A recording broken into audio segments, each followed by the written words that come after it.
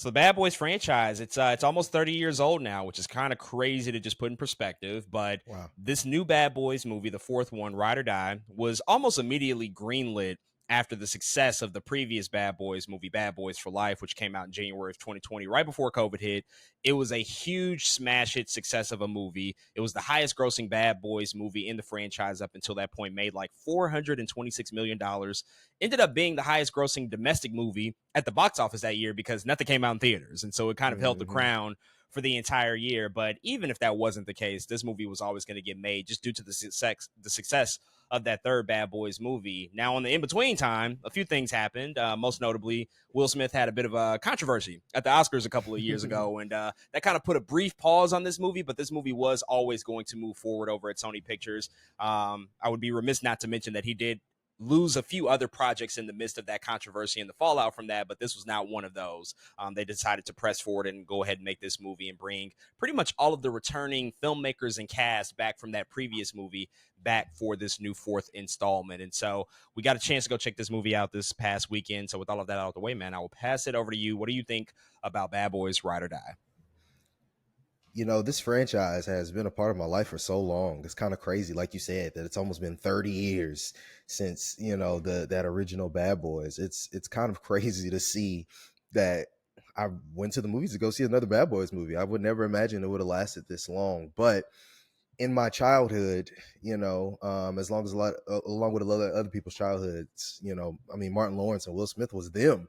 And so this movie makes me proud to say that they're still them. They're very much still the stars that we know them as from the 90s, from the 2000s. Like, they are here and not missing a ton of beats. And I'll get into that a little bit more later. But man, Bad Boys Ride or Die, I think, is another fun entry into the Bad Boys franchise. I had a great time in the theater. I definitely think this is a movie that rewards seeing the film with an audience. Part of the fun I was having was seeing some of the fun other people had within the theater that was next to us. There was a lot of laughs. There was a lot of people on the edge of their seats. There was a lot of audible yelling sometimes, or just having a good time at the movies. And I think that experience helped with my experience. That all of that helped me have a good time with this film as well. Something this film does really good, I think, is if you liked Bad Boys 3, Bad Boys for Life, man, that's gonna haunt me for the rest of my forever. I can't believe they named it that movie that. But if you like Bad Boys for Life at all, I think you'll really like this movie. I think they did pretty much what they did with that third entry, but just dialed everything up. Not only that, but something that I think they do really smart here is they take some of the plot points from that movie and make it important to this movie. A lot of sequels don't do that anymore in franchises like this, and I think it really worked for me. In Bad Boys 3, we find out Will has a son. Well, guess what? That's an important plot point of this movie is that he has a son. And so I enjoyed those things. Martin Lawrence is hitting all beats here. He is for sure the comedic has the comedic timing he's always had, but it feels dialed up in this movie for sure. In the last movie we learned that Bulletproof Mike isn't so much bulletproof anymore, and this movie does a good job of kind of turning the tides and making it so where Martin's character Marcus is kind of closer to what Mike Lowry is, like the guy who can care a little bit less. And instead, Mike Lowry kind of becomes more of the family man in that sense. And it's really interesting to see how that dynamic plays out. But this movie's hitting on a lot of subpoints and subplots, and they don't all always work, but I love the swings that they're taking to try to make some of these subplots work. I was like, I like that we went there. I like that we're in some of these places we're trying to have something of substance, some story to tell. So I appreciated that. The action is fun. There are a couple moments where there's sometimes the joke goes too far, and it takes away from some of the action moments. I was like, I don't know if I would have put that thing here very early in the movie. There's like a Skittle thing that happens, and the transition is cool that they do with the Skittle thing, but the fact that it was happening was like, why are we doing this? Or like, how did we get here? And that happens a couple times throughout the movie where some of that comedy does go slightly too far to take away from some of the action.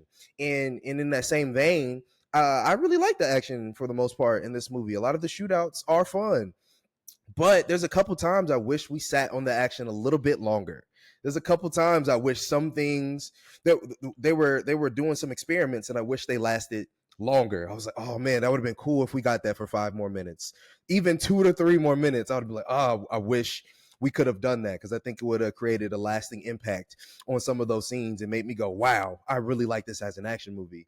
But on the action side of things, to be honest, there's outside of one really cool action scene from a side character, Reggie. People know Reggie. I think he stole kind of the action scene of the movie. Yeah, I just wish we got a little bit more in terms of how long we sat on those action scenes. But other than that, again, I had a blast with this film. I think it's exactly what you expect Bad Boys to be now after watching Bad Boys for Life. I think this movie again takes what they did in the last one and dials up a little bit, and I think it works for them. So I had a blast. If you like Bad Boys, I think you'll like this movie. And yeah, I left the theater pretty satisfied, and I can't wait to see what they do next. So have always been big fan of both Will Smith and Martin Lawrence. They have been a part of my life for such a long time, just since my youth and growing up and watching those original two Bad Boys movies a lot. They just became kind of ingrained in my love of cinema and my love of actors, especially comedy and action actors. And they've become, one of the most reliable and one of the most well-known dynamic duos and pairings in Hollywood, especially from an action comedy standpoint, which has a long lineage and a long history. But what they managed to do with that third one was pretty impressive. It's a pretty solid movie, a lot better than it had really any reason to be. And so I was interested to come into this fourth one and see how they were going to up the ante, how they were going to progress the story, sort of build out this world and take it in new directions. I walked out of Bad Boys Ride or Die thinking that the movie was fine. I thought it was okay. For me, I think the biggest issue with this new installment, it's a couple of key things, but the one that really doesn't work for me in this movie is the inclusion of just way too many subplots. There's a lot going on with a lot of characters, and there's returning characters that come back. There's new characters that are introduced, and these subplots make up a large portion of the movie. And that's never really been the strength of this franchise to me. It's always been the focus on Mike Lowry and Marcus Burnett, those two characters. And when the Mm, film initially started, I thought that we were going to get a story that was really focused on Marcus's character, really give Martin Lawrence a lot more to do. It felt that way in the first few minutes.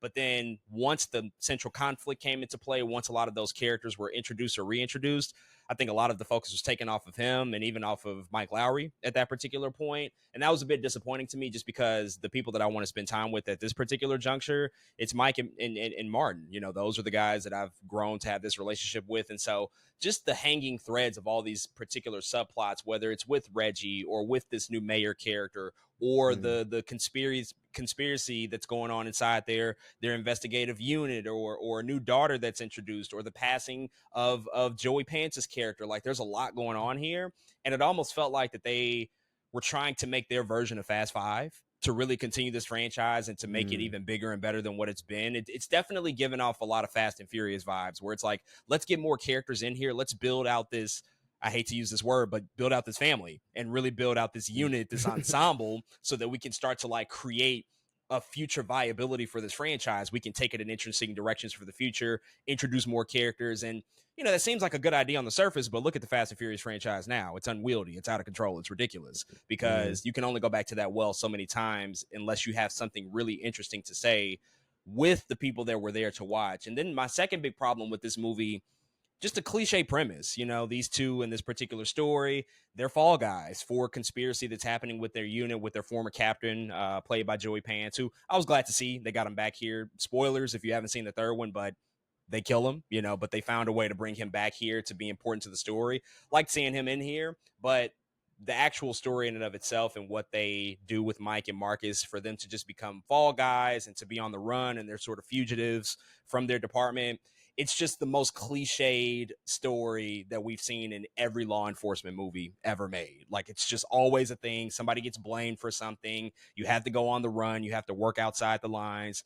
And that's just not interesting to me. It just kind of clearly signaled to me that they're running out of ideas, because once you mhm, reach that place, it's like, oh, well, yeah, you don't really have too much more interesting to say. I think the more interesting stuff is when you examine Marcus and Mike aging. And that was like a big focus of the third one when you talked about sort of that bulletproof Mike Mm-hmm. persona that he carried. Well, that was no longer the case because like you're in your 50s now. Also, you have a love problem, you have a romance problem, you can't find love, and he sort of solves that here in Mm-hmm. this particular movie. You do want to see some of those threads get closed, but I think that that's the way more interesting route to go with these characters. Examine them, how they're aging, how they're dealing with certain things. And again, they touched on it in the beginning, but then it just kind of completely goes away and becomes another action movie that you have seen before. Mm-hmm. All that being said, Will Smith and Martin Lawrence, it's really hard to not like them. I will say that the movie, from an action and from a comedic and entertainment standpoint, does pick up the pace and it gets better as it goes along, because I was a bit nervous in the first few minutes for a bit there. But you know, it's really hard to not like whatever those guys do. They obviously have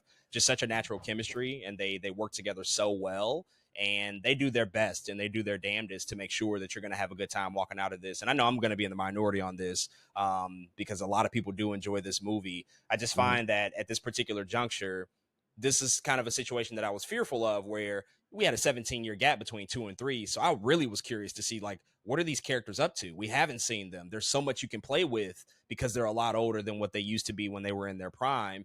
But now we followed this movie up compared to the last one. It's only a 4-year gap, and that's never been the Bad Boys franchise. Like, they always took off pretty significant time in Yeah. between. Mm-hmm. Whereas like now we just saw you guys, and we just saw a lot of these characters, and so it's just not as it's not as intriguing for me. And then what we actually got in the film itself with the story and some of the beats that they played out.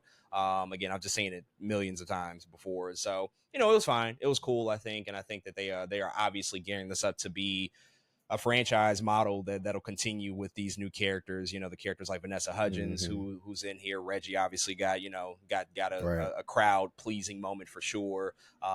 Even like the former lover that Mike had in the previous movie that was married to Mm-hmm. somebody else in this movie. Like, they've obviously introduced a new coterie of characters that'll continue to be a part of this. But you know, we'll see what the next one looks like, because I'm pretty sure they will go ahead and try to make a few more of these. I guess as like a follow up, you know, this is coming in the midst of a lot of fallout from what happened with Will Smith a couple of years ago, which we don't obviously have to talk about that per se. It's been talked about to death, but I have seen a lot of people say like, yeah, this is Will Smith's first movie since The Slab, which is technically not It is true. You know, not. he had Emancipation on Apple TV, but nobody watches Apple TV, so I don't blame anybody for not knowing that that came out, and that was a whole thing. Mm-hmm. But it was another sort of, you know, prestige Oscar play, you know, type of a movie that just didn't work on a lot of levels. But to the masses, to the mainstream, this really is his comeback. It's in theaters. Mm-hmm. He's doing a full press run. I mean, Will Smith is like promoting the hell out of this movie. He is like He full court is. press, Mm-hmm. but doing like non-traditional ways of marketing. He's not really doing sit down interviews. He's more so using his social media, his persona, obviously just the star power around him,